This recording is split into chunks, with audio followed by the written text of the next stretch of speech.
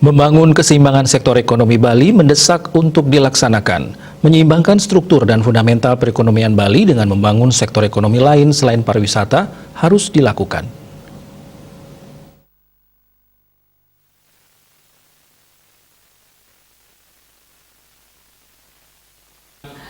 Akademisi dari Undiknas Profesor Gede Sri Dharma Selasa 29 Desember menyampaikan, selain pariwisata, Bali memiliki pertanian. Sektor pertanian memiliki dua potensi, yaitu pertanian komoditas atau pertanian organik dan olahan pertanian.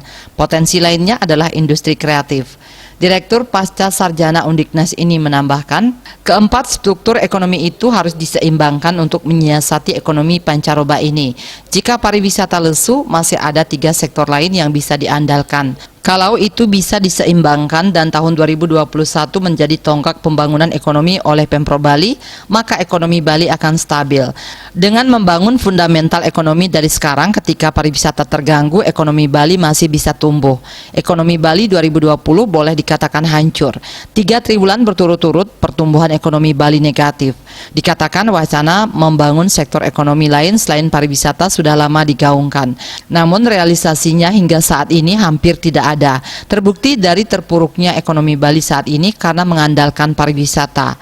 Menyeimbangkan fundamental ekonomi harus dimulai dari sekarang dan momen pandemi sangat tepat. Kedepan pemerintah Provinsi Bali juga harus memiliki dana cadangan dan segera membentuk obligasi daerah untuk mendapatkan dana untuk memitigasi kondisi darurat seperti saat ini. Citamaya, Bali Pos melaporkan.